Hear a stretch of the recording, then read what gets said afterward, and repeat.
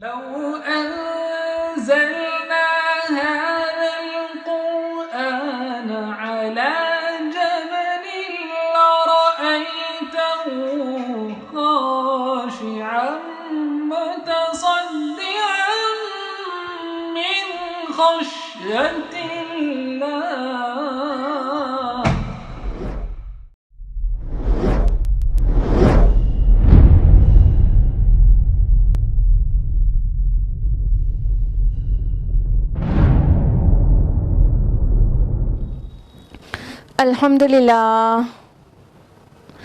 الحمدللہ وحدہ والصلاة والسلام علی من لا نبی بعد. واعوذ باللہ من الشیطان الرجیم. بسم اللہ الرحمن الرحیم. شہر رمضان الذی انزل فیہ القرآن ھدی للناس وبینات من الھدی والفرقان. بسم اللہ الرحمن الرحیم. رب اشرح لی صدری ویسر لی امری واحلل عقدۃ من لسانی یفقہوا قولی. میرے عزیز بہنوں، آپ سبھی کا درس قرآن مجید میں تہہ دل سے خیر مقدم ہے. السلام علیکم ورحمۃ اللہ وبرکاتہ. کیسے ہیں آپ سبھی لوگ؟ اللہ تعالیٰ سے دعا ہے کہ آپ سبھی اچھی ہوں، بخیر عافیت ہوں، خوشحال ہوں، اپنے گھروں پر محفوظ ہوں. اللہ تعالیٰ کرے کہ ہم اور آپ جلدی مل جائیں آف لائن درس قرآن میں، اور اللہ تعالیٰ ہمارا یہ جڑنا، یہ ملنا قرآن کی وجہ سے قبول فرمائیں، اور اللہ تعالیٰ ہماری اور آپ کی عزت دنیا اور آخرت دونوں میں بنا دے اس قرآن کے رشتے کی وجہ سے. آمین. درس قرآن مجید میں کون سی سورہ چل رہی تھی؟ جی ہاں، سورہ مریم. لاسٹ ویک ہم لوگوں نے سورہ مریم کی آیت نمبر 40 تک مکمل کیا تھا، اور آج درس قرآن مجید میں سورہ مریم سورہ نمبر 19 کی آیت نمبر 41 آنورڈز ہم لوگ تفصیل سے جانیں گے انشاءاللہ. لیکن اس سے پہلے لاسٹ ویک کا ریویژن.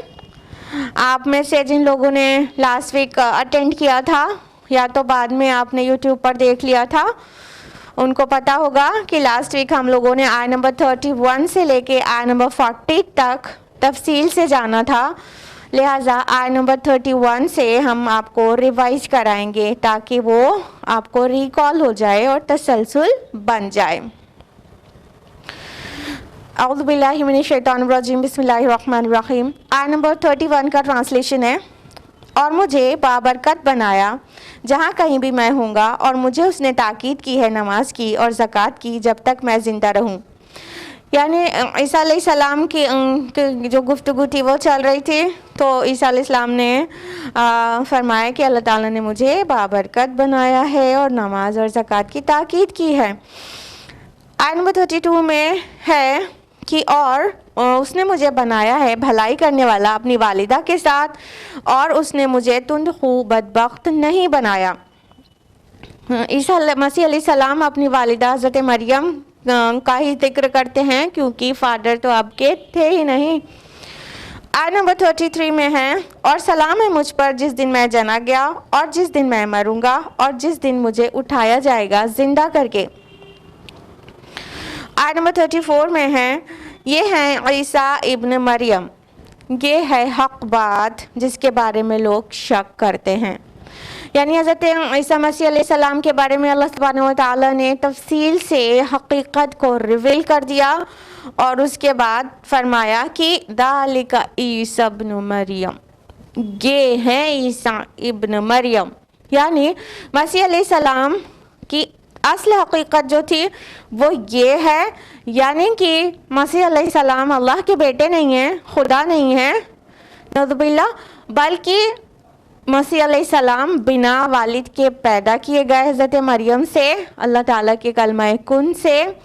لہٰذا مسیح علیہ السلام پر اس طرح سے ہی ایمان رکھنا ضروری ہے.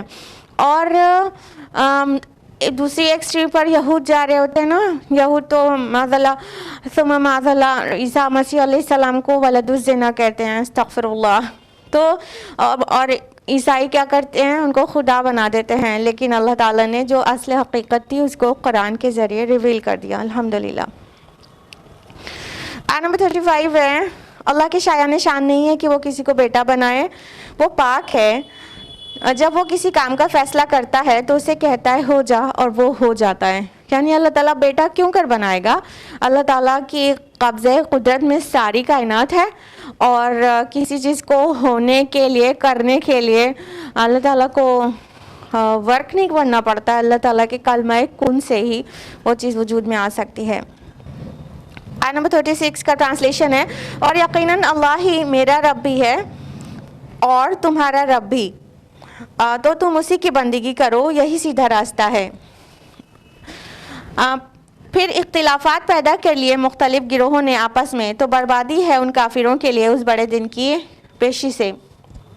آیت نمبر 38 ہے، کیا ہی اچھا وہ سن رہے ہوں گے اور کیا ہی اچھا وہ دیکھ رہے ہوں گے جس دن وہ ہمارے پاس آئیں گے، لیکن آج یہ ظالم کھلی گمراہی میں مبتلا ہیں۔ یعنی اس دن حقیقت واضح ہو جائے گی روز قیامت، جب اللہ تعالیٰ ان کو حقیقت ایک تو ریویل کرے گا وہاں پر بھی، اور دوسری بات یہ کہ وہ عذاب کو دیکھ لیں گے، تو پھر وہ جو یہاں پر بھی سن سکتے تھے، دیکھ سکتے تھے، نہیں سنا اور نہیں دیکھا، وہ اس دن بہت اچھی طرح سے دیکھ اور سن رہے ہوں گے۔ آیت نمبر 39 ہے، اور اے نبی صلی اللہ علیہ وسلم آپ انہیں خبردار کر دیجئے اس یوم حسرت سے جب ہر معاملے کا فیصلہ کر دیا جائے گا، البتہ یہ لوگ غفلت میں مبتلا ہیں لہٰذا یہ ایمان نہیں لائیں گے۔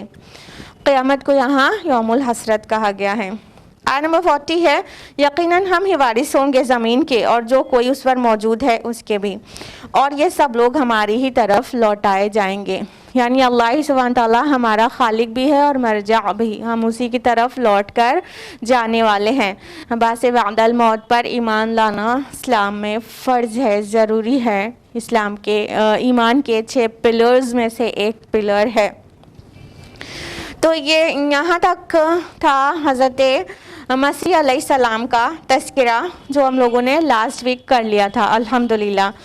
اب ہم لوگ آگے بڑھیں گے آیت نمبر 41 آنورڈز، اور یہاں سے ذکر شروع ہو رہا ہے حضرت ابراہیم علیہ السلام کا۔ تو اب باقاعدہ تفصیل سے جانتے ہیں آیت نمبر 41 آنورڈز۔ اعوذ باللہ من الشیطان الرجیم، بسم اللہ الرحمن الرحیم۔ وَاذْكُرْ فِي الْكِتَابِ إِبْرَاهِيمَ إِنَّهُ كَانَ صِدِّيقًا نَبِيًّا، اور تذکرہ کیجیے اس کتاب میں ابراہیم کا، یقیناً وہ صدیق نبی تھے علیہ السلام۔ اللہ سبحانہ و تعالیٰ اب ابراہیم علیہ السلام کا تذکرہ کر رہے ہیں اس کتاب میں، اور اس کتاب سے کیا مراد ہے؟ آف کورس قرآن۔ تو اللہ تعالیٰ فرما رہے ہیں کہ ابراہیم علیہ السلام کا تذکرہ کیجیے۔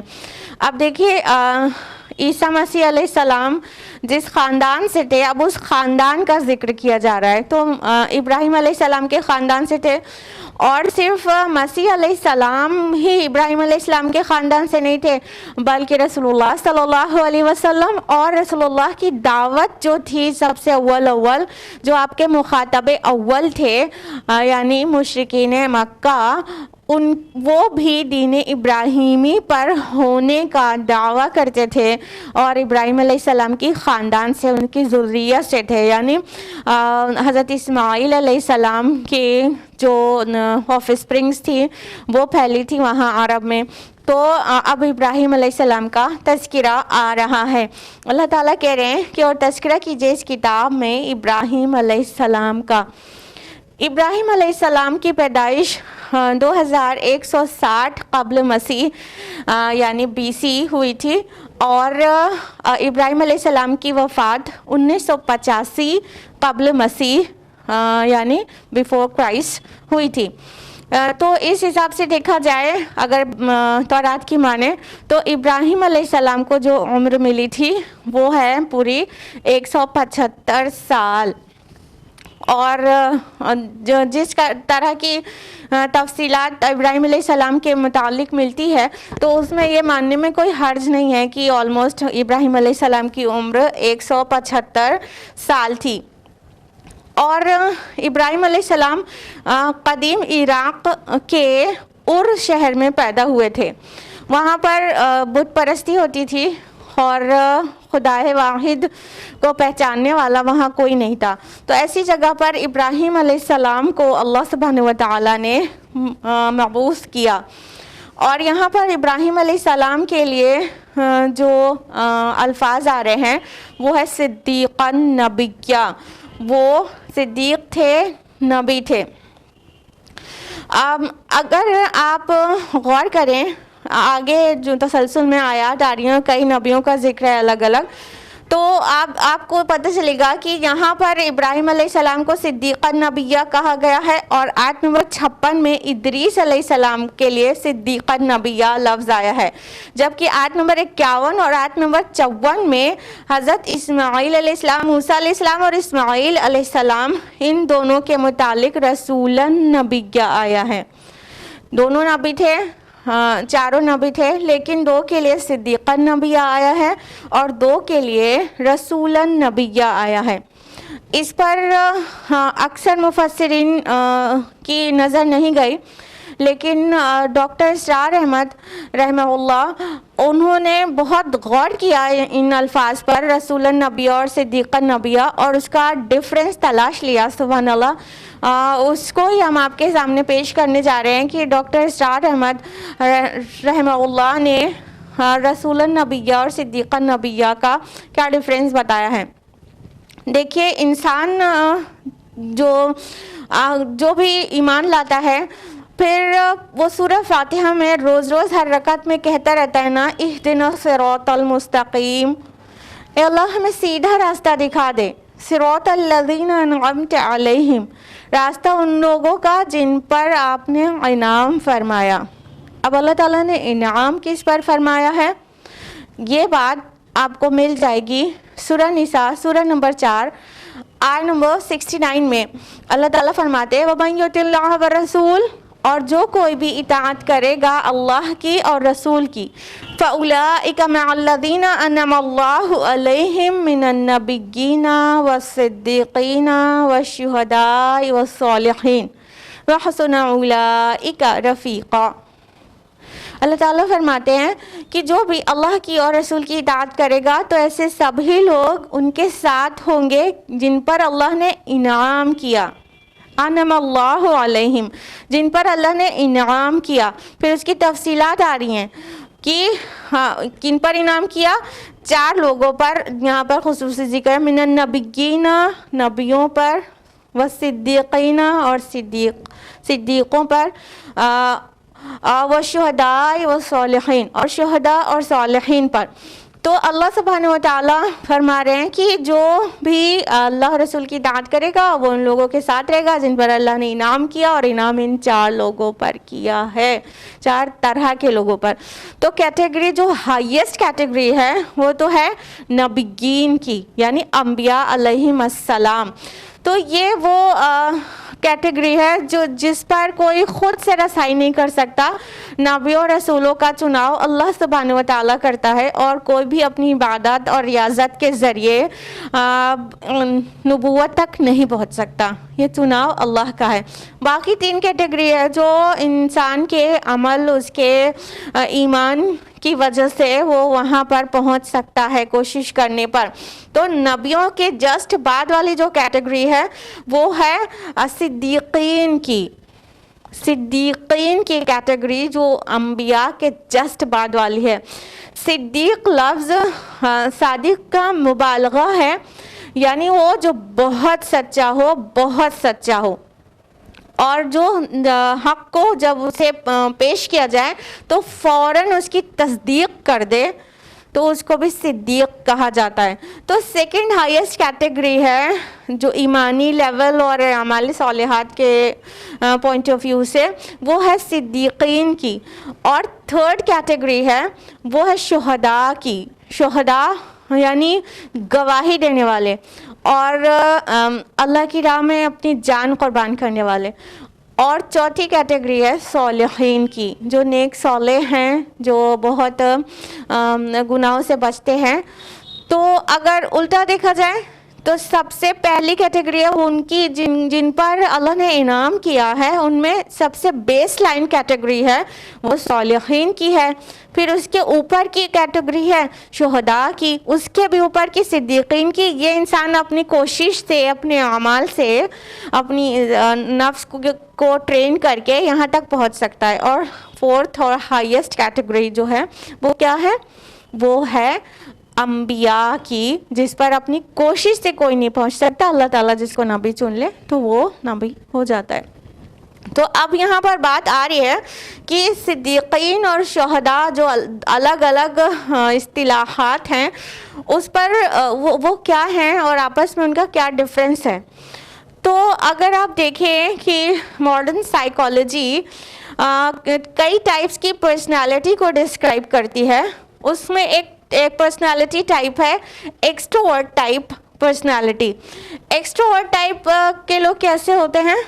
اس پرسنالٹی کے لوگ بہت زیادہ سیر سپاٹا پسند کرتے ہیں، لوگوں کی بھیڑ میں رہنا پسند کرتے ہیں، اچھل کود، اور بہت زیادہ ایکٹیو ہوتے ہیں اور بہت سوشل اور آؤٹ گوئنگ نیچر کے ہوتے ہیں.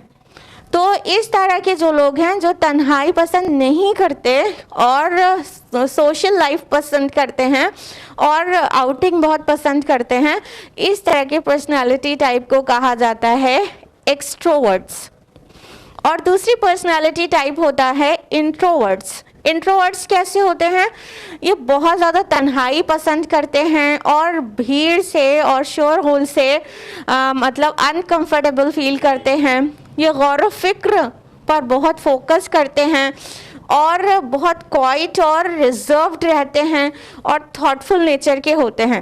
کوائٹ رہنے کی وجہ سے وہ تھاٹفل زیادہ ہوتے ہیں.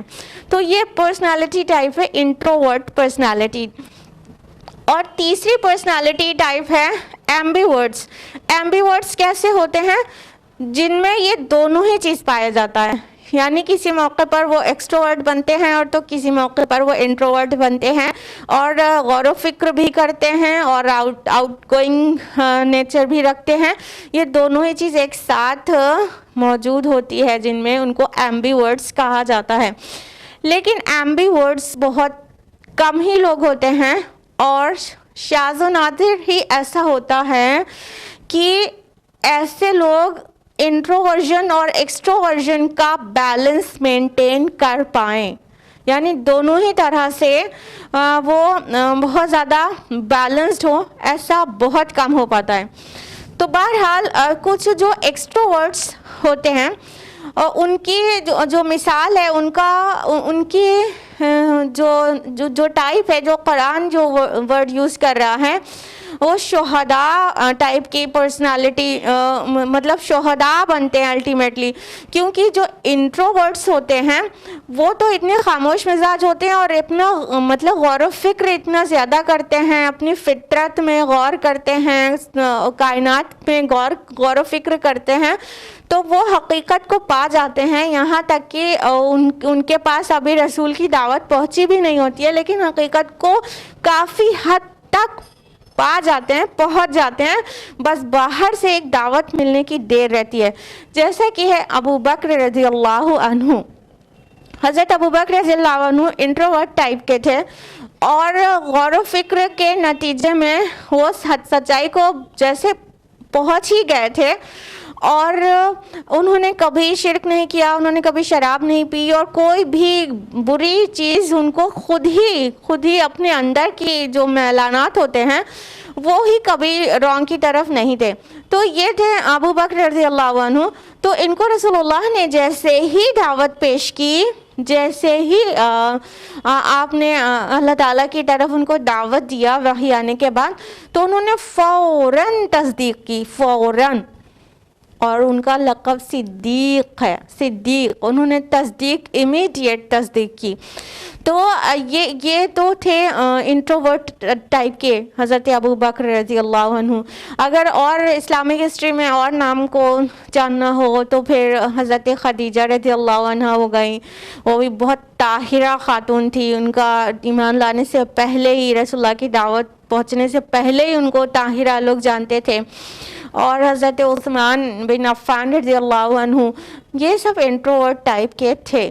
تو انٹروورٹس کو جب بھی اسلام پیش کیا جاتا ہے، حق بات پیش کی جاتی ہے، وہ اپنی غور و فکر کے نتیجے میں وہ وہاں تک پہنچ ہی چکے رہتے ہیں. باہر سے جب وہ حق بات آتی ہے تو لگتا ہے یہ تو میرے اندر کی آواز ہے، اور فوراً لبیک کہہ دیتے ہیں. لیکن جو ایکسٹروورٹ ٹائپ کے لوگ ہوتے ہیں، جیسے کہ حضرت حمزہ رضی اللہ عنہ جو سید الشہداء بن گئے، اور حضرت عمر رضی اللہ عنہ، یہ ایکسٹروورٹ پرسنالٹی ٹائپ کے لوگ تھے. تو ایسے لوگ جو ایکسٹروورٹس ہوتے ہیں وہ بہت زیادہ فعال اور متحرک ہوتے ہیں، بہت ڈائنامک نیچر کے ہوتے ہیں، ایکٹیو ہوتے ہیں، سیر سپاٹا چونکہ پسند کرتے ہیں، اس لیے غور و فکر پر وہ ٹائم نہیں دیتے، جس کی وجہ سے حق کو تھوڑا دیر میں پہچان پاتے ہیں. لیکن جب حق کو قبول کر لیتے ہیں، وہ ایکچولی جذباتی انداز میں حق کو قبول کرتے ہیں، اور حق کو قبول جب کر لیتے ہیں تو چونکہ وہ بہت ہی ایکٹیو ٹائپ کے ہوتے ہیں، اس لیے وہ بہت زیادہ پروڈکٹیو کام کر لیتے ہیں، بہت فعال ہوتے ہیں، بہت زیادہ ایسا عمل کر لیتے ہیں جو ایکچولی انٹروورٹس بھی نہیں کر پاتے. حضرت عمر رضی اللہ عنہ کی فتوحات دیکھ لیجئے، ان کی پوزیشن دیکھ لیجئے، اور ان سے فتنہ پھیلانے والے لوگ کتنا ڈرتے تھے، وہ ساری چیز دیکھ لیے، کتنے مطلب شاندار لیڈر تھے حضرت عمر رضی اللہ عنہ. تو یہ ایک تو حق کو تھوڑے دیر میں پہچانتے ہیں، لیکن جب پہچان جاتے ہیں تو قبول کرتے ہیں تو جذباتی انداز میں قبول کرتے ہیں. حضرت عمر کا قبول اسلام بھی بہت ہی جذباتی تھا، حضرت حمزہ کا رضی اللہ عنہما، ان کا قبول اسلام بھی بہت ہی جذباتی تھا. یعنی ان لوگ نے 5 سال لے لیے اور بات کو پہچاننے میں، لیکن جو ایمان لائے تو بہت جذباتی انداز میں.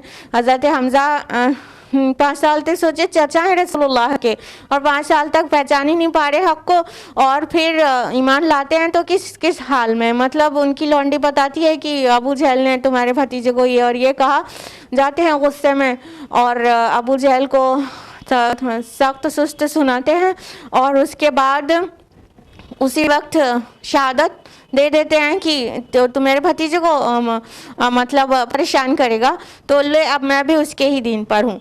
تو حضرت حمزہ رضی اللہ عنہ اس انداز میں اسلام قبول کرتے ہیں. حضرت عمر رضی اللہ عنہ کا قبول اسلام تو کون نہیں جانتا، نکلے تھے ننگی تلوار لے کر کہ رسول اللہ کو قتل کر دیں گے محض اللہ، لیکن راستے میں کسی نے ان کو مائنڈ کو ڈیویٹ کر دیا کہ جا کے دیکھو تمہاری تو بہن اور بہنوئی بھی ایمان لا چکے ہیں، یعنی فاطمہ بنت خطاب اور سعید بن زید رضی اللہ عنہما. تو وہ فوراً بہن کے گھر ہو لیتے ہیں، وہاں جا کے دیکھتے ہیں قرآن کی تلاوت ہو رہی تھی، اور پھر اپنی بہنوئی کو خوب مارتے ہیں پیٹتے ہیں. اور جب ان کی بہن یہ کہہ دیتی ہیں کہ اے عمر تم سے جو کرتے بنے کر لو، لیکن ہم محمد سے انکار کرنے والے نہیں ہیں، اس سے پھرنے والے، ان کے دین سے پھرنے والے نہیں ہیں. تو مطلب اتنا غصہ جو تھا ان کا ایک دم سے 0 سے ملٹیپلائی ہو کے 0 ہو جاتا ہے، ٹھنڈا ہو جاتا ہے، اور سوچتے ہیں کہ کیا اس کے اندر طوفان آ گیا ہے جو ایک صنف نازک اس طرح سے مطلب کریجس ورڈز بول رہی ہے. تو پھر مانگتے ہیں کیا پڑھ رہے تھے، قرآن پیش کیا جاتا ہے ان کو، وہ چلے جاتے ہیں رسول اللہ صلی اللہ علیہ وسلم کی خدمت اقدس میں، شہادہ پڑھ دیتے ہیں اور اسلام میں داخل ہو جاتے ہیں. تو اس طرح سے جذباتی انداز میں اسلام میں داخل ہوتے ہیں، اور پھر مطلب اتنے فعال اور اتنے زیادہ ایکٹیو تھے کہ آپ دیکھیے کہ ان کی فتوحات اور ان کے دور میں جس طرح سے رول کیا گیا اسلام کا، وہ ایک نمونہ ہے.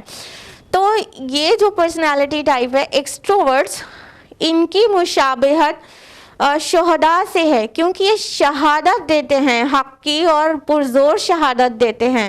تو ایکسٹروورٹس جو ہوتے ہیں وہ شہداء ٹائپ کے ہوتے ہیں، اور انٹروورٹس جو ہوتے ہیں وہ صدیق ٹائپ کے ہوتے ہیں، کہ وہ مطلب بہت ہی زیادہ ڈیسنٹ ہوتے ہیں اور بہت زیادہ غور و فکر کرنے والے ہوتے ہیں.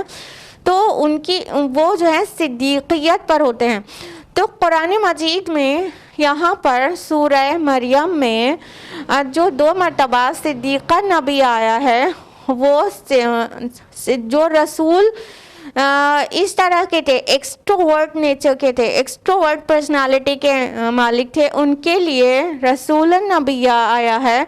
और जो रसूल और जो नबी इंट्रोवर्ट पर्सनालिटी के थे उनके लिए सिद्दीक़न नबिया वर्ड आया है। अब जो शोहदा और रसूलन नबिया जो वर्ड आया वो शोहदा के वाले नेचर और एक्सट्रोवर्ट नेचर के लिए कैसे, शोहदा जो होते हैं वो कैसे होते हैं, वो बहुत ही ज़्यादा मतलब जो बहुत एक्टिव होते हैं। और रसूल का काम भी शहादत देना होता है, रसूल शहादत देने ही के लिए आता है। तो अल्लाह ताला फरमाते हैं कुरान हकीम में सूरह निसा सूरह नंबर 4 आयत नंबर 41 में, फ़कैफ़ इज़ा जि'ना मिन कुल्लि उम्मतिन बिशहीद वजि'ना बिका अला हाउलाई शहीदा। बस क्या हाल होगा तुम्हारा उस वक्त जब हम हर उम्मत में से एक गवाह खड़ा करेंगे और ए नबी हम आपको इनके ख़िलाफ़ गवाह बनाकर लाएंगे। यहाँ पे शोहदा जो वर्ड आया है वो गवाही के लिए आया है और रसूल के लिए आया है। तो रसूल जो होता है वो शहीद होता है, शहादत देता है। तो रसूलन नबिया कुरान हकीम में इस सूरा में रसूलन नबिया दो रसूलों के लिए जो आया है वो है इस्माइल अलैहिस्सलाम और मूसा अलैहिस्सलाम। और आप देखिए कि इस्माइल अलैहिस्सलाम बहुत एक्टिव नेचर के थे। इब्राहिम अलैहिस्सलाम उनसे मिलने जाते हैं 2-3 बार, लेकिन वो नहीं मिलते हैं क्योंकि उनको शिकार का बहुत शौक था, शिकार पे गए रहते हैं, बहुत एक्टिव नेचर के थे। इसी तरह देखिए मूसा अलैहिस्सलाम की पर्सनालिटी टाइप आप देखेंगे कि काफ़ी एक्सट्रोवर्ट है कि वो एक आदमी को मुक्का मार देते हैं वो मर जाता है। तो ये कैसा जलाली मिजाज था उनका। तो ये जो है इन दोनों के लिए इस्माइल अलैहिस्सलाम और मूसा अलैहिस्सलाम इन दोनों के लिए रसूलन नबिया आया है। और इब्राहिम अलैहिस्सलाम के लिए यहाँ पर सिद्दीक़न नबिया और इदरीस अलैहिस्सलाम के लिए आयत नंबर 56 में सिद्दीक़न नबिया अल्फाज आए हैं, क्योंकि ये लोग बहुत ही डिसेंट और बहुत ही ज़्यादा गौर व फिक्र करने वाले और बहुत इंट्रोवर्ट पर्सनालिटी के हामिल थे। तो इस तरह दो अल्फाज से रसूलों को भी डिफ्रेंशिएट किया गया है। मतलब रिसालत में भी मिजाज का डिफरेंस होता था, सारे रसूल एक ही मिजाज के नहीं होते। जैसे एक पूरी सोसाइटी होती है उसमें अलग अलग मिजाज के लोग होते हैं, एक्सट्रोवर्ट्स भी होते हैं, इंट्रोवर्ट्स भी होते हैं, एम्बिवर्ट्स भी होते हैं, उसी तरह रसूलों के मिजाज में भी डिफरेंस था। और वो डिफरेंस यहाँ पर दो मुख्तलिफ अल्फाज के साथ आया है, सिद्दीक़न नबिया और रसूलन नबिया। और इब्राहिम अलैहिस्सलाम के लिए जो सिद्दीक़ लफ्ज़ आया है जिसका माना बहुत सच्चा, सच्चाई का जो मुबालगा है वो उतनी सच्चाई मतलब थी इब्राहिम अलैहिस्सलाम के अंदर। सिद्दीक़ थे, वो तस्दीक़ करने वाले थे। लेकिन अफसोस सद अफसोस तौरात में उनके नाम दो झूठ लिखा हुआ है। Book of genesis chapter number 12 verse number 13 और चैप्टर नंबर 20 वर्स नंबर 2 में इब्राहिम अलैहिस्सलाम के नाम झूठ बांध दिया गया है कि उन्होंने झूठ बोला।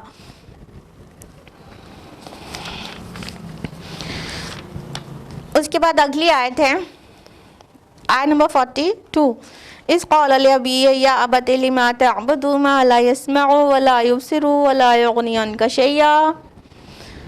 याद कीजिए जब इब्राहिम अलैहिस्सलाम ने अपने वालिद से कहा, अब्बा जान आप क्यों बंदगी करते हैं ऐसी चीज़ों की जो ना सुन सकती हैं और ना देख सकती हैं और ना ही आपके कुछ काम आ सकती हैं। अब इब्राहिम अलैहिस्सलाम अपने बुत परस्त बाप को दावत दे रहे हैं और बहुत ही अदब से और बहुत ज़्यादा अदब से दावत दे रहे हैं। हमने आपको बताया कि इब्राहिम अलैहिस्सलाम कदीम इराक़ में पैदा हुए थे और वहाँ पर बुत परस्ती आम थी और कदीम इराक़ में 5000 से ज़्यादा देवी देवताओं के नाम मिले हैं कि इतने सारे देवी देवता थे उनके। उन लोग इतने सारे गॉड्स एंड गॉडेसेस पर बिलीव करते थे और बुत बनाते थे और उनकी परस्तिश करते थे। तो ऐसे बुत परस्ती वाले माहौल में ابراہیم علیہ السلام کو اللہ تعالیٰ نے پیدا فرمایا، ان کے گھر کے اندر شرک ہو رہا تھا، ان کے والد ان کا خاندان شرک کر رہا تھا، بت پرستی کر رہا تھا. تو ابراہیم علیہ السلام نے کس طرح ادب سے اپنے والد کو دعوت دی. کیا کہا کہ اے ابا جان یا ابتی، یا ابتی. یہ نہیں کہا کہ انہوں نے ابھی ایسا نہیں کہا. ابھی اگر کہتے تو ہوتا کہ ابا جان یا ابا، لیکن انہوں نے کہا یا ابتی. یا ابتی اس طرح ہے جو احترام کا مطلب ایکسٹریم بیان کر رہا ہے کہ بہت حد درجے احترام کے ساتھ جب والد کو پکارا جائے گا عربی زبان میں تو کہا جائے گا یا ابتی. اگر کہا جاتا ابھی تو مطلب ہوتا ابا، اور اگر کہا جائے یا ابتی تو اس کا مطلب ہوگا اے میرے پیارے ابا جان، اے میرے پیارے ابا جان. انگلش میں اگر کہے کہ اگر کوئی انگلش میں کہے کہ ڈیڈ تو ابھی اس کا مطلب ہوگا. لیکن اگر انگلش میں کوئی کہے او مائی ڈیئر ڈیڈ تو اس کو عربی میں کہیں گے یا ابتی. تو پہلی بات تو سب سے زیادہ نوٹ کرنے کی یہ ہے کہ وہ اپنے مشرک باپ کو دعوت دے رہے ہیں ابراہیم علیہ السلام، لیکن انتہا درجے کی احترام ہے اور بہت ہی زیادہ محبت بھرے انداز میں کہہ رہے ہیں اے میرے پیارے ابا جان. سب سے پہلی بات کیا انہوں نے انکلیوڈ کی؟ آپ کیوں بندگی کرتے ہیں، آپ کیوں عبادت کرتے ہیں ایسی چیزوں کی جو نہ سن سکتی ہے اور نہ دیکھ سکتی ہے اور نہ ہی آپ کے کچھ کام آ سکتی ہے. دیکھیے دعوت کی حکمت یہاں پہ بہت زوردار ہے. لوگ کہتے ہیں دعوت کیسے دیں، دعوت کیسے دیں، دعوت کی حکمت کہاں ہے قرآن میں، کیسے ڈھونڈیں؟ تو وہ قرآن میں آپ کو خود سے پہچاننا ہوگا کہ کہاں کہاں پر دعوت کی حکمتیں ہیں. کبھی قرآن مجید کو صرف حکمت دعوت کے نقطۂ نظر سے پورا پڑھ ڈالیں تو آپ کو یہ one of the best places ملے گا جہاں پر دعوت کی حکمت بیان کی گئی ہے. اور جس طرح سے یوسف علیہ السلام نے اپنے قید خانے کے ساتھیوں کو دعوت دی تھی، وہ وہاں پہ سے آپ کو دعوت کی حکمت ملے گی. بہرحال ان 4 آیات میں ابراہیم علیہ السلام نے جو سب سے زیادہ خاص چیز جو اس میں نظر آ رہی ہے اور ریپیٹیشن ہے یا ابتی یا ابتی یا ابتی یا ابتی 4 مرتبہ چاروں آیات میں. ہر بار انہوں نے او مائی ڈیئر ڈیڈ جیسے اس انداز میں اے میرے پیارے ابا جان، اس قدر انتہا درجے کی محبت اور احترام کے ساتھ ان کو ایڈریس کیا. اور سب سے پہلے کیا کہ سرچنگ کویشچن چھوڑ دیا. سب سے پہلے ان کو غور و فکر کی دعوت دے رہے ہیں. یہ نہیں کہا انہوں نے سب سے پہلے کہ آپ بت پرستی کرتے آپ جہنم میں چلے جائیں گے، آپ اس کو چھوڑ دیجئے نہیں تو آپ جہنم سے نہیں بچ پائیں گے. یہ انداز نہیں تھا ان کا. کیا بولے؟ آپ کیوں بندگی کرتے ہیں ایسی چیز کی جو نہ بول سکتی ہے نہ دیکھ سکتی ہے، جو نہ سن سکتی ہے نہ دیکھ سکتی ہے اور نہ ہی آپ کے کچھ بھی کام آ سکتی ہے. یہ سرچنگ کویشچنز ہیں کہ ذرا سوچئے تو، جو آپ سے بھی زیادہ انفیریئر ہو، جو جانوروں سے حیوانوں سے بھی زیادہ انفیریئر ہو، کہ حیوان بھی سنتے ہیں اور بولتے ہیں اور دیکھتے ہیں، لیکن یہ تو جو بت ہیں وہ تو نہ ہی کچھ دیکھ سکتے ہیں نہ ہی کچھ سن سکتے ہیں اور نہ ہی کچھ کام بنا سکتے ہیں. تو کوئی عبادت کرے گا اپنی مراسم عبودیت جس کے سامنے پیش کرے گا، وہ اس سے بھی زیادہ انفیریئر ہو تو یہ تو بہت اللاجیکل بات ہو گئی. تو پہلے ریشنل اور لاجک کے ذریعے انہوں نے آرگیومنٹ دیا کہ آپ یہ کیوں نہ کریں. ان کو سوچنے کی دعوت دی کہ آپ دیکھیے کیسے کی عبادت کر رہے ہیں جو نہ ہی کچھ سن سکتا ہے نہ ہی دیکھ سکتے ہیں یہ جو معبود ہے یعنی کہ وہ بت، اور نہ ہی آپ کے کچھ بھی ہیلپ کر سکتے ہیں. ایسوں کی عبادت آپ کیوں کرتے ہیں؟ پھر آگے آیا آیت نمبر 43 میں یا ابت انی قد جاءنی من العلم ما لم یأتک، ابا جان یقیناً میرے پاس وہ علم آیا ہے جو آپ کے پاس نہیں آیا، فاتبعنی اہدک صراطا سویا، بس آپ میری پیروی کیجئے، میں آپ کو سیدھا راستہ دکھاؤں گا۔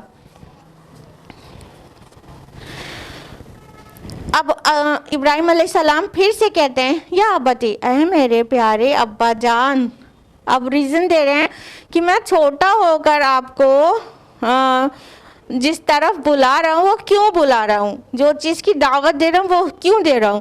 کہا کہ میرے پاس وہ علم آیا ہے جو آپ کے پاس نہیں آیا، مانا کہ ان کے والد ان سے عمر میں بڑے تھے، مانا کہ ان کے والد کو ایکسپیرینس زیادہ ہوگا، جتنی عمر ہوتی ہے انسان کو اتنا ایکسپیرینس ہوتا جاتا ہے، تو کئی طرح کی نالج ان کے پاس زیادہ ہوگی، کئی طرح کی۔ اگر ماڈرن ایپسٹیمولوجی کو پڑھیں جو کہ فلسفے کی ایک برانچ ہے، تو اس میں ٹائپس آف نالج میں پڑھایا جاتا ہے انٹیوٹیو نالج اور ڈیمانسٹریٹو نالج، سینسیٹیو نالج اور پراگمیٹک نالج، یہ کئی ٹائپس کی نالج پڑھائی جاتی ہے، اور ایک ٹائپ کی نالج ہے ریویلڈ نالج، علم وحی۔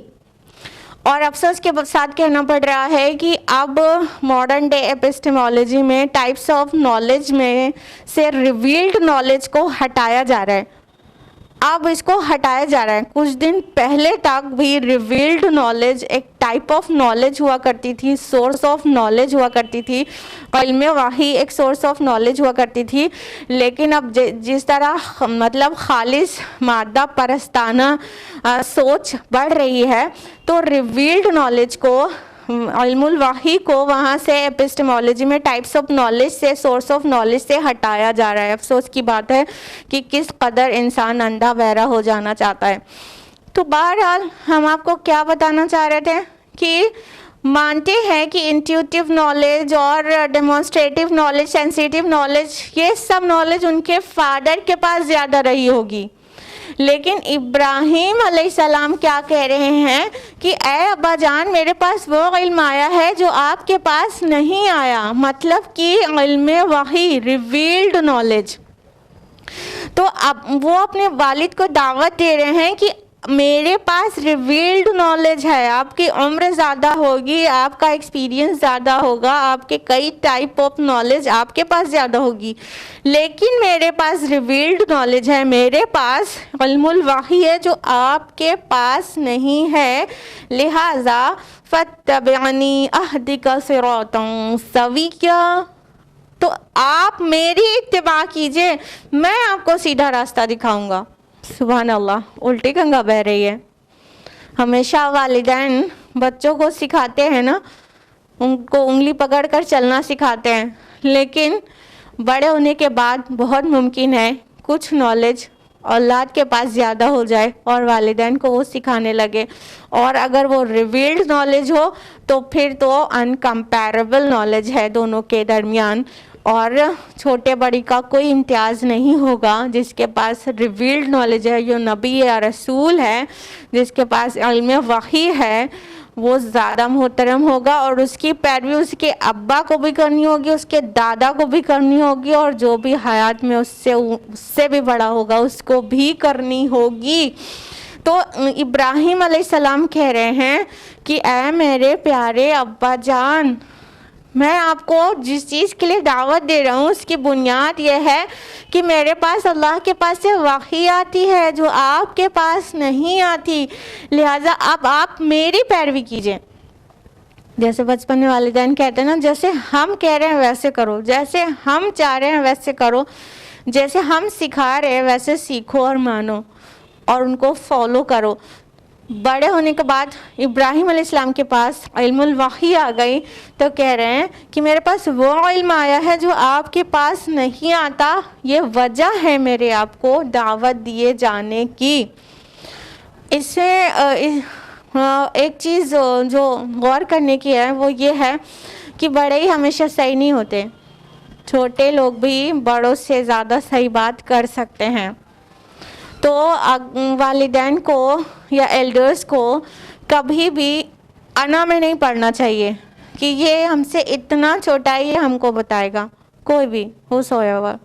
کہ کئی بار یہی ہوتا ہی ہے کہ فیملی میں یہ ڈسپیوٹ ہو جاتا ہے کہ والدین ایسے غفلت بھری زندگی گزارتے رہتے ہیں اور اولاد کو اللہ تعالیٰ نصیب کر دیتا ہے ہدایت اور وہ تقویٰ کی زندگی بسر کرنا چاہتے ہیں. تو جب بیٹی یا بیٹے والدین کو حق کی طرف بلاتے ہیں، ان کے عقیدے غلط ہیں، ان کا عقیدہ درست کرانا چاہتے ہیں، تو والدین یا ایلڈرز بہت زیادہ انا میں آ جاتے ہیں، ایروگینس میں آ جاتے ہیں. وہ کہتے ہیں کہ تم ہم کو سکھاؤ گے؟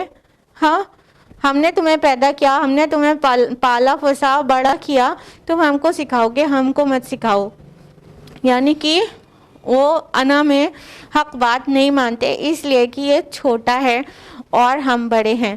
جبکہ اس مقام سے قرآن مجید کے بہت صاف صاف پتہ چلتا ہے، بالکل کلیئر ایویڈنس ملتا ہے کہ چھوٹا بھی صحیح ہو سکتا ہے بڑے سے. بڑا اگر شرک کر رہا ہے یا عقیدے کی خرابی ہے تو چھوٹا اسے سکھا سکتا ہے.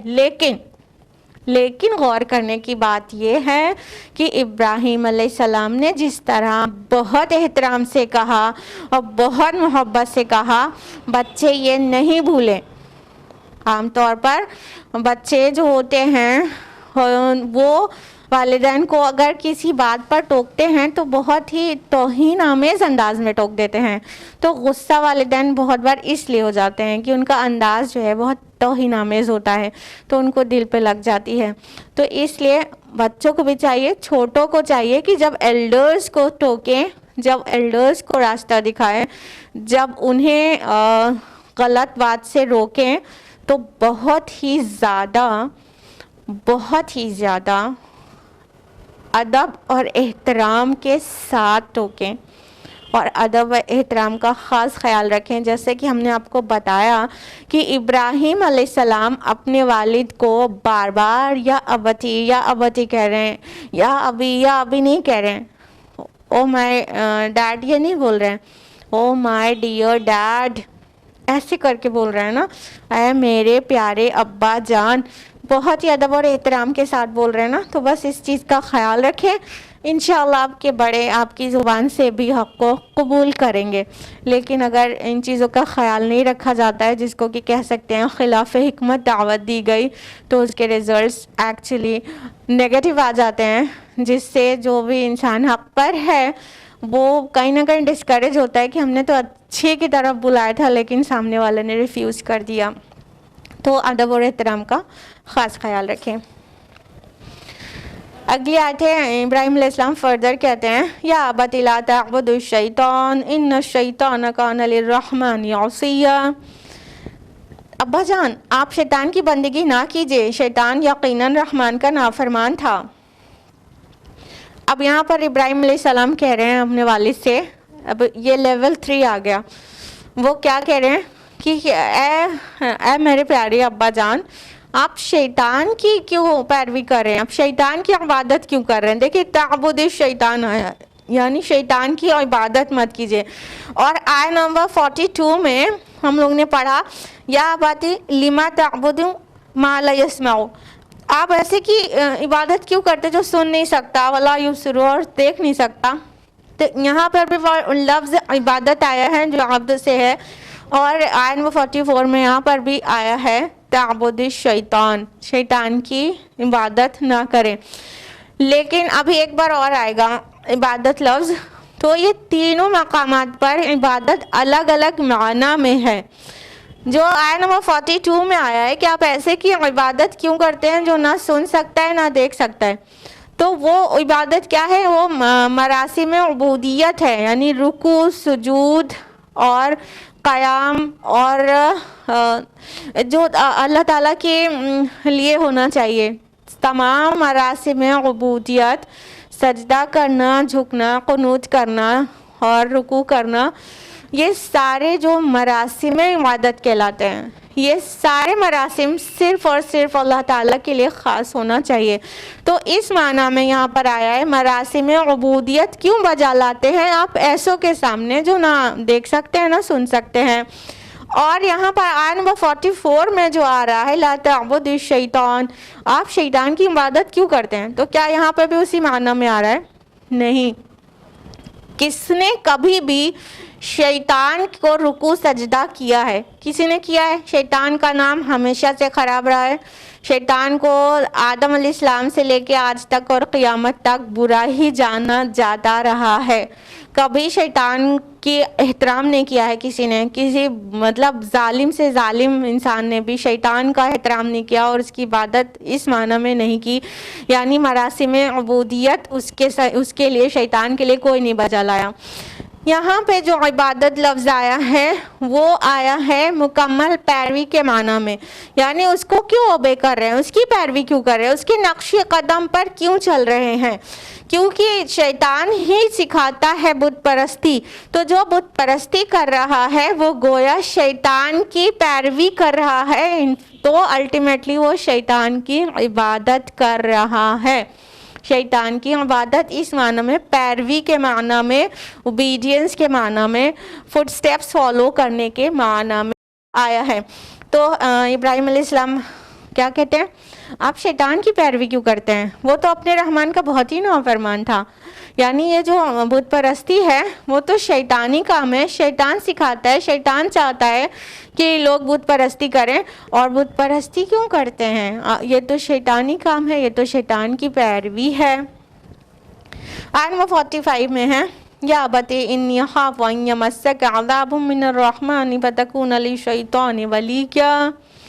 اے ابا جان، مجھے اندیشہ ہے کہ رحمان کی طرف سے کوئی عذاب آپ کو آ پکڑے اور پھر آپ شیطان ہی کے ساتھی بن کر رہ جائیں. اب انہوں نے اندیشہ جتایا وہ بھی انتہائی احترام کے ساتھ کہ اگر مطلب شیطان کی پیروی کریں گے تو کیا ہوگا کہ اللہ تعالیٰ کی طرف سے کوئی عذاب نہ آ جائے. یہ نہیں کہا کہ عذاب آ جائے گا اور آپ برباد ہو جائیں گے، نہیں، کہیں کوئی عذاب نہ آ جائے. اس میں بھی کتنا لحاظ ہے اور کتنا احترام ہے کہ سامنے والا انسلٹنگ فیل نہ کرے کہ مجھے اندیشہ ہے، جبکہ وہ دیکھ رہے تھے بت پرستی کر رہے ہیں ابا جان، لیکن وہ اندیشہ کہہ کر بہت ہی اس کو مطلب اس بات کو بھی احترام کے دائرے میں لا کے کہہ رہے ہیں کہ مجھے اندیشہ ہے کہیں آپ کو شیطان کے پرستش یا کہنا چاہیے شیطان کی پیروی کرنے کی وجہ سے اللہ تعالیٰ کی طرف سے کوئی عذاب آپ پر نہ آ جائے. اب انتہائی احترام کے ساتھ اور محبت میں ڈوبے ہوئے الفاظ کا استعمال کرتے ہوئے ابراہیم علیہ السلام اپنے والد کو دعوت دیتے ہیں. ان کے والد کا نام آزر تھا، سورہ اعراف میں آیا ہے اس کا نام. تو اس والد نے کیا جواب دیا سنیے. قال راغب انت عن آلیتی یا ابراہیم، اس نے کہا اے ابراہیم کیا تم کنارہ کشی کر رہے ہو میرے معبودوں سے؟ لئن لم تنتہی لارجمنک واہجرنی ملیہ، اگر تم اسے باز نہ آئے تو میں تمہیں سنگسار کر دوں گا اور تم مجھے چھوڑ کر چلے جاؤ ایک مدت تک. اب دیکھیے اتنے ادب اور احترام والی دعوت کا جواب کتنا روکھا اور کتنا سخت اور کتنا مطلب کتنی زبردست، کتنی سختی کے ساتھ جواب دیا کہ تم میرے معبودوں سے برگشتہ ہو رہے ہو، تم میرے معبودوں سے کنارہ کشی کر رہے ہو. اصل میں لفظ آیا ہے اراغبن ان، یہ جو رغبت ورڈ ہے، رغبہ ورڈ عربی زبان میں دونوں اپوزٹ میننگز کے لیے یوز ہوتا ہے. اگر رغبت ان کے ساتھ ہے تو ہوگا اس سے ڈیویٹ ہونا، اسے چھوڑنا، اسے کنارہ کشی کرنا. اور رغبہ ورڈ اگر الا کے ساتھ استعمال ہوگا تو اس کی طرف بڑھنا ہوگا، ادھر اپوزٹ معنی میں آ جائے گا. الا کے ساتھ اس چیز کی طرف راغب ہونا، اس چیز کی طرف لپکنا، اور ان کے ساتھ آ جائے گا تو اس چیز سے دور جانا. یہ دونوں میننگ دیتا ہے. تو یہاں پہ اراغب انت ان آلیہتی ہے، میں ہمارے معبودوں سے تم کنارہ کشی کر رہے ہو، تم ان سے دور ہو رہے ہو، تم ان کو چھوڑنے کی بات کر رہے ہو اے ابراہیم. اور پھر انہوں نے دھمکی دی، اور ایسی ویسی دھمکی نہیں، بہت بڑی دھمکی، اور یہ کوری دھمکی بھی نہیں تھی. انہوں نے کہا کہ اگر تم باز نہیں آئے اپنی اس حرکت سے ابراہیم، تو میں کیا کروں گا کہ تم کو سنگسار کر دوں گا، یا تو تم فوری طور پر میری نظر کے سامنے سے چلے جاؤ، تم دور ہو جاؤ میری نظر کے سامنے سے، تم چھوڑ دو ہمارا گھر، تم چھوڑ دو ہمارا معاشرہ، اور تم ہٹ جاؤ ہماری نظر کے سامنے سے، کیونکہ تم نہیں مانو گے تو میں تمہیں سنگسار کر دوں گا. مت سمجھیے گا کہ یہ کوری دھمکی تھی. 4000 سال پہلے قبائلی زندگی میں، 4000 سال پہلے ہی نہیں، ابراہیم علیہ السلام 4000 سال پہلے تھے، اس کے بعد تک کی بھی قبائلی زندگی میں، جب تک قبائلی زندگی تھی لوگوں کی، تو اس میں ایسا ہوتا تھا کہ غلاموں کی بھی یہ پوزیشن ہوتی تھی کہ اگر اس کا آقا اس کو قتل بھی کر دے تو کوئی پوچھنے والا نہیں تھا، کہ اٹ واز لائک کہ کسی نے اپنی بکری کو ذبح کر کے کھا لیا تو کون پوچھے گا، اس کی بکری تھی اس نے ذبح کر دیا. اسی طرح غلاموں کو قتل کر دیا تو کوئی پوچھنے والا نہیں تھا، کوئی قانون نہیں تھا، انسانی قانون نہیں تھا. اسی طرح اپنے بیٹے کو اگر والد قتل کر دے، مار ڈالے، سنگسار کر دے، تو کوئی قانون نہیں تھا اس معاشرے میں جو اسے سوال کرتا اور جو اسے جیل کی سلاخوں کے پیچھے ڈالتا. ایسا کوئی قانون نہیں تھا. تو یہ کوری دھمکی بھی نہیں تھی کہ مطلب وہ سنگسار کرنے تک کے لیے بھی تیار تھا آزر ابراہیم علیہ السلام کی دعوت پر. تو اس نے اتنی بڑی دھمکی دی تھی کہ تمہیں یا تو میں سنگسار کر دوں گا، یا تم نکل جاؤ یہاں سے، ہم سے دور ہو جاؤ، یعنی چھوڑ دو ہمارے معاشرے کو. تو ابراہیم علیہ السلام کا جواب دیکھیں کتنا پیارا آتا ہے. قال سلام علیک فاستغفر لک ربی انہ کان بی حفیا. ابراہیم علیہ السلام نے کہا آپ پر سلام، میں اپنے رب سے آپ کے لیے استغفار کرتا رہوں گا، وہ مجھ پر بڑا مہربان ہے.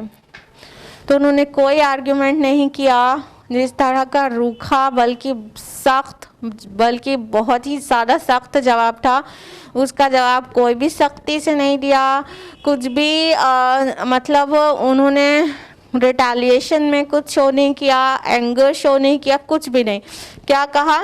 سلام علیک، آپ پر سلامتی ہو.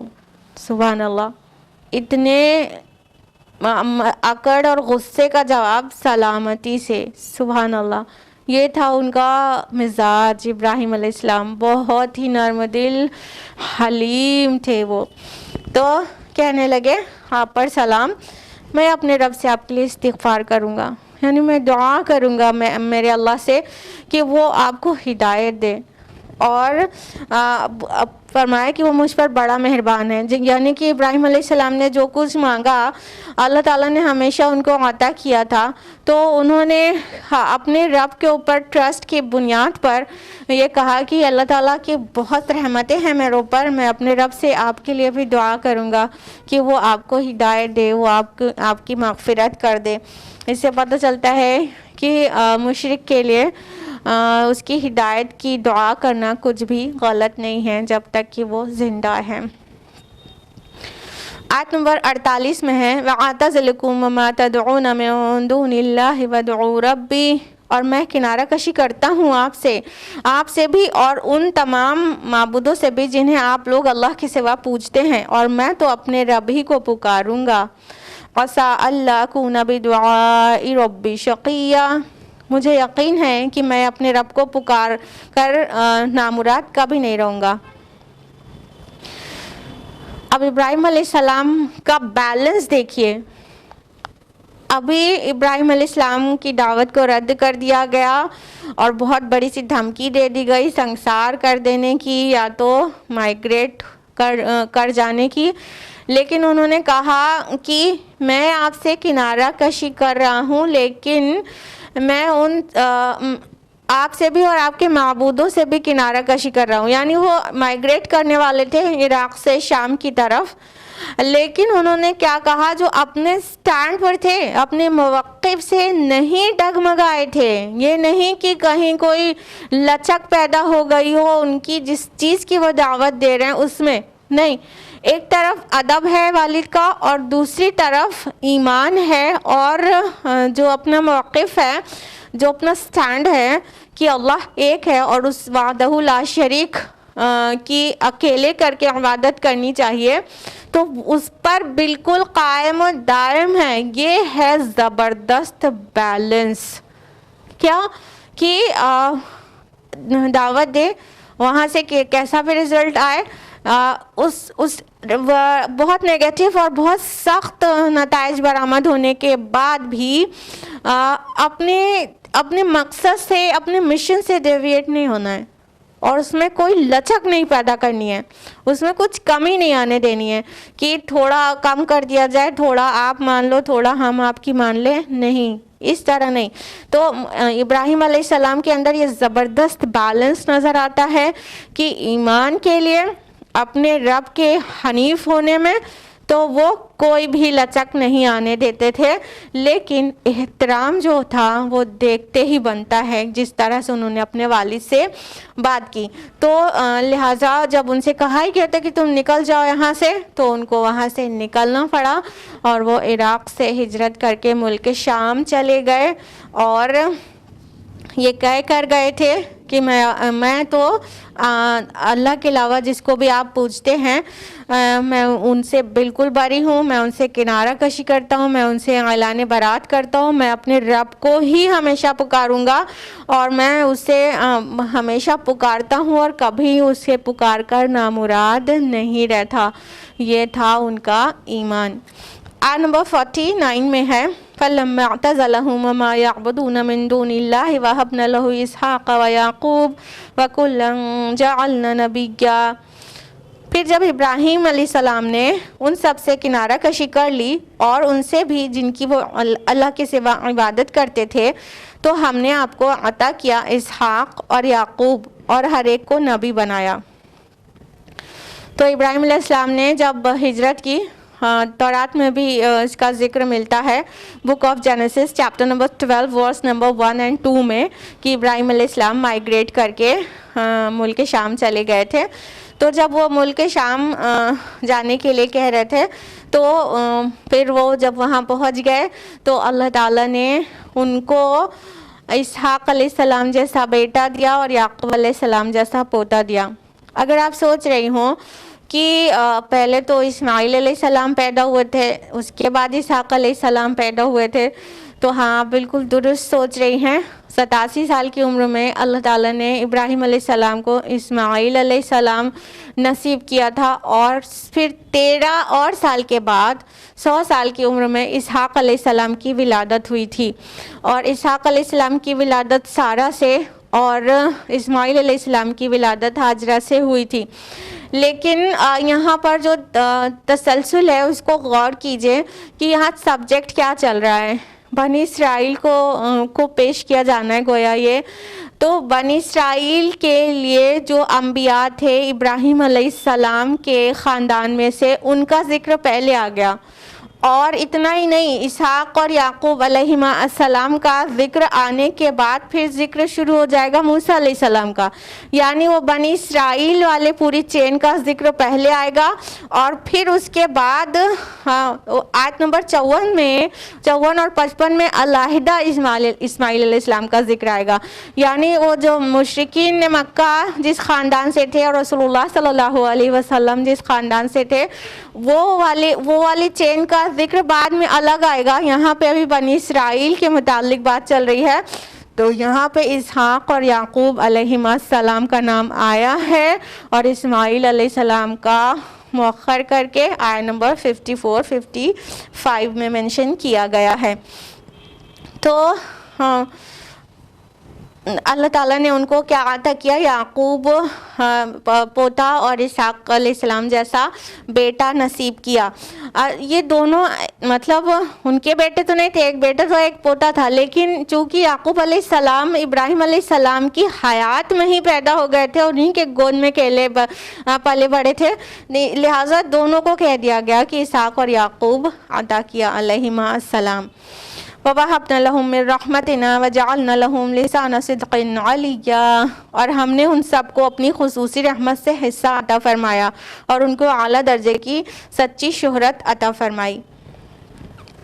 اللہ تعالیٰ فرما رہے ہیں کہ ان سب کو، یعنی ابراہیم علیہ السلام کی ذریت کو، ان کی آف اسپرنگس کو اللہ سبحانہ و تعالیٰ نے نبی بنایا اور سچی شہرت اور سچی ناموری عطا کی، ذکر خیر ان کا باقی رکھا بعد والوں میں، اور ابراہیم علیہ السلام کے خاندان کا ذکر خیر اس سے بڑھ کر اور کیا ہوگا کہ جتنے بھی مسلمان نماز پڑھتے ہیں ان میں کوئی بھی نماز سے فارغ نہیں ہو جاتا جب تک درود ابراہیمی نہ پڑھ لے اور ابراہیم اور آل ابراہیم کا ذکر نہ کر لے۔ تو یہ سچی ناموری پلس پورے ورلڈ کی جو پاپولیشن ہے اس میں سے 2/3 پاپولیشن ابراہیم علیہ السلام کو مانتی اور ان سے محبت کرتی اور ان کا ذکر خیر کرتی ہے، یعنی جیوز، کرسچنز اینڈ مسلمز، یہود، نصارہ اور مسلمان، یہ تینوں قوم پورے ورلڈ کی 2/3 پاپولیشن ہے۔ اب بچتا ہے صرف 1/3 جو مسلینیس ٹائپ کے ہیں الگ الگ مذاہب پر، وہی ابراہیم علیہ السلام سے الگ ملت پر ہیں۔ باقی یہ جو تینوں جو میجر ریلیجنس ہیں، جوڈائزم میجر ریلیجن تو نہیں ہے لیکن پھر بھی جیوز، کرسچنز اور مسلمز کی پاپولیشن کو پورا اکٹھا کر لیا جائے تو 2/3 پاپولیشن ورلڈ کی ابراہیم علیہ السلام کا ذکر خیر کرتی ہے۔ ابراہیم علیہ السلام نے خود اس بات کے لیے دعا بھی کی تھی، سورہ شعراء سورہ نمبر 26 آیت نمبر 83-84 میں ہے نا، رب ہب لی حکما والحقنی بالصالحین واجعل لی لسان صدق فی الآخرین۔ اے میرے رب مجھے حکمت اور قوت فیصلہ نصیب فرما اور مجھے صالحین میں ملا لے اور میرا ذکر خیر باقی رکھ لوگوں میں۔ تو اللہ تعالیٰ سے انہوں نے دعا کی تھی کہ میرے بعد میرے ہجرت کرنے کی وجہ سے میرے خلاف کوئی بہتان بازی نہ ہو جائے، میرا ذکر خیر بعد میں آنے والوں میں باقی رکھ۔ تو اللہ تعالیٰ نے ایسی دعا کو شرف قبولیت بخشی، اور یہاں اس آیت میں آیت نمبر 50 میں مطلب اس کی سند عطا کر دی گئی کہ ہم نے ان سب کو اپنی خصوصی رحمت کا حصہ عطا فرمایا اور ان کو اعلیٰ درجے کی سچی شہرت عطا فرمائی۔ سبحان اللہ، جس طرح رسول اللہ کے لیے کہا گیا وَرَفَعْنَا لَكَ ذِكْرَكَ، اسی طرح ابراہیم علیہ السلام کے لیے کہا گیا کہ ان کو سچی شہرت عطا فرمائی۔ تو یہ تھا آج کا درس قرآن آیت نمبر 50 تک۔ آج کے لیے ہم لوگ یہیں پر رکیں گے، آئندہ ہفتے میں پھر ملاقات ہوگی انشاءاللہ۔ اللہ تعالیٰ سے دعا ہے کہ وہ ہم سب کو قرآن مجید پڑھنے، سمجھنے، غور و فکر کرنے، غور زنی کرنے، عمل کرنے اور دوسروں تک پہنچانے کی توفیق عطا فرمائے، آمین۔ وآخر دعوانا الحمدللہ رب العالمین، والسلام علیکم ورحمۃ اللہ وبرکاتہ۔